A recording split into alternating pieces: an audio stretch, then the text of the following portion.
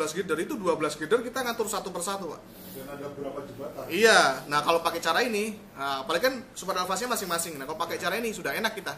Nah, kita tinggal masukkan aja parameter super elevasinya dan lain sebagainya, offset slabnya dia berapa. Kalau sudah masukkan, udah tinggal input, udah baik terhadap tanjakan turunan, terhadap super elevasi, dia sudah menyesuaikan.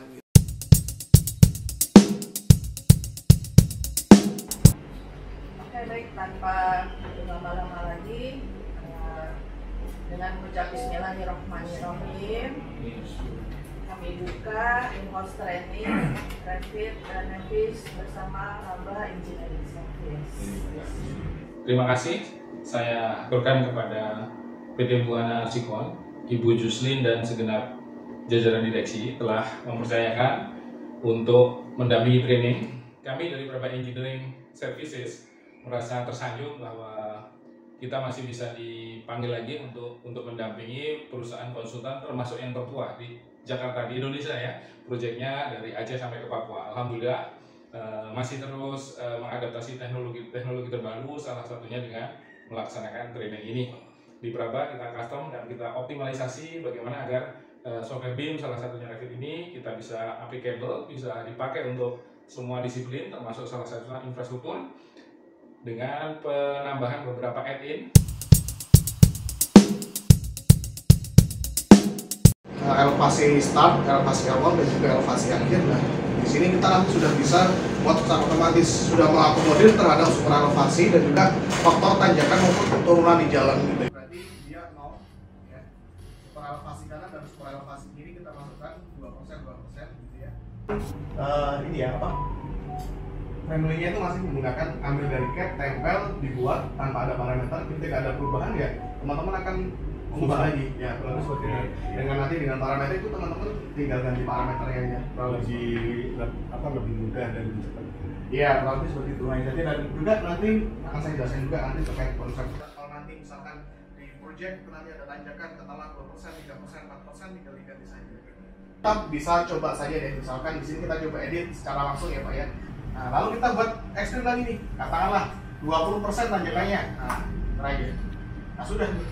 Dia bisa diikutin daripada kemiringan jalan gitu ya, ataupun tanjakan turunan jalan. Karena kan kalau di jalan itu kita berbicara pasti ada kemiringan terhadap kemiringan jalan, slope-nya atau super elevasi. Lalu secara memanjangnya dia ada faktor tanjakan maupun turunan.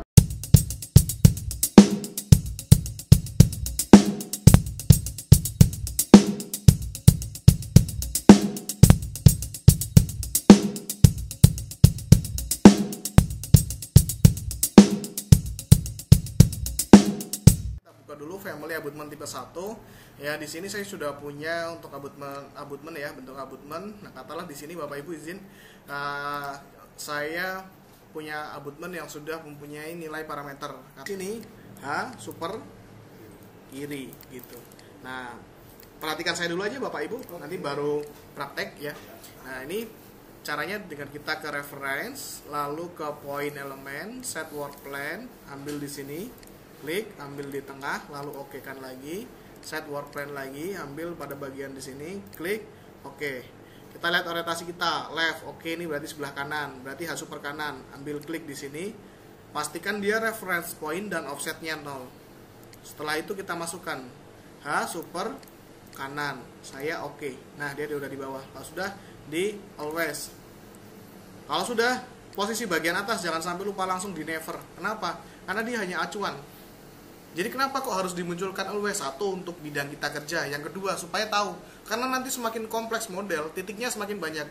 30 cm, sudah? Bapak Ibu, sudah semua? Nah, kalau sudah dibuat tebal slabnya 30 cm, kita pergi ke span. Nah, ke span di sini, kita sudah pertama kita nanti harus tahu posisi peletakan girdernya, ya. Girder awal sampai akhir dia di posisi STA berapa gitu. Kalau sudah nanti dimasukkan di placement.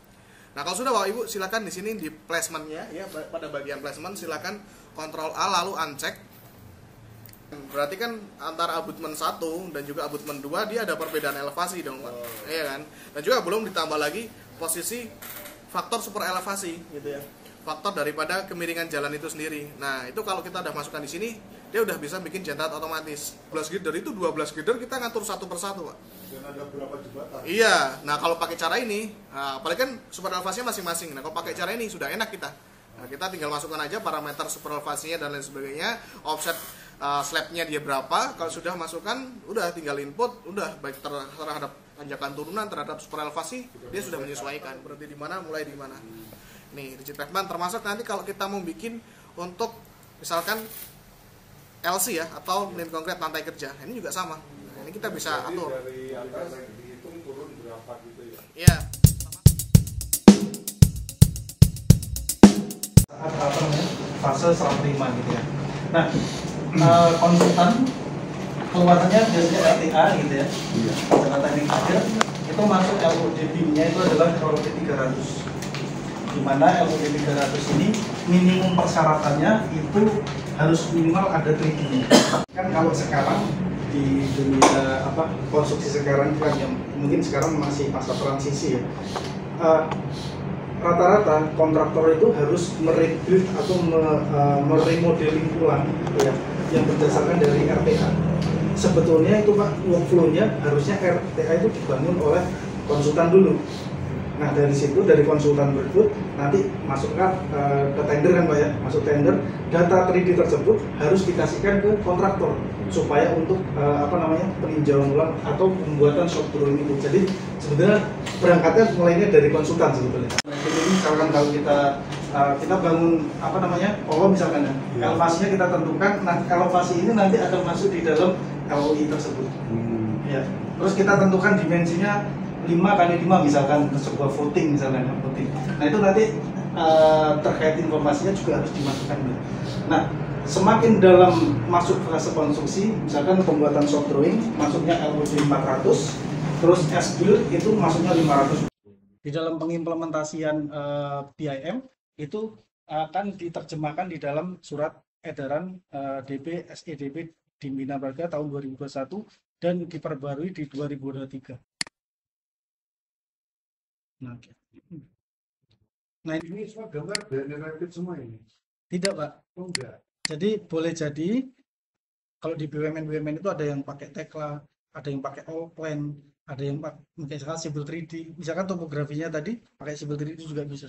Jadi semuanya itu dijadikan satu di dalam Navisworks ini Pak. Dari Revitnya ini. Ya, tapi kan bukan lantas kita kan pinginnya bentuknya kan nggak muncul-muncul seperti ini Bu ya, tapi kita ngacunya ke data RTA.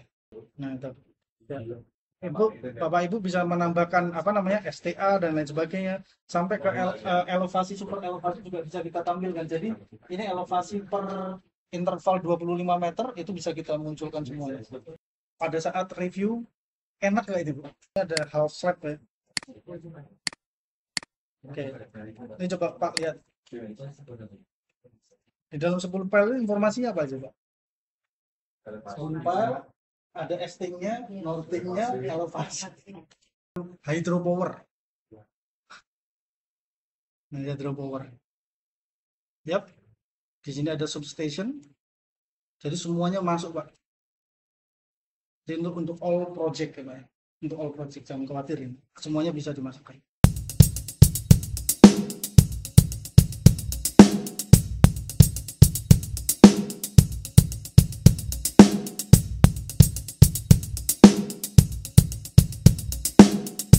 Nah, jadi kita di dalam Navisworks udah bisa ngecek koordinat ya. Kalau bicara ini Pak ya, ini dengan ini ya Pak ya, tanah ya, kan pasti ada bentrokan ini. Tapi kalau yang terbangun di lokasinya, pastikan itu udah dicowak dulu. Yang unggul adalah Navisworks Minutes dan digunakan di seluruh hampir di seluruh pekerjaan PUPR itu semuanya pakainya Navisworks Minutes.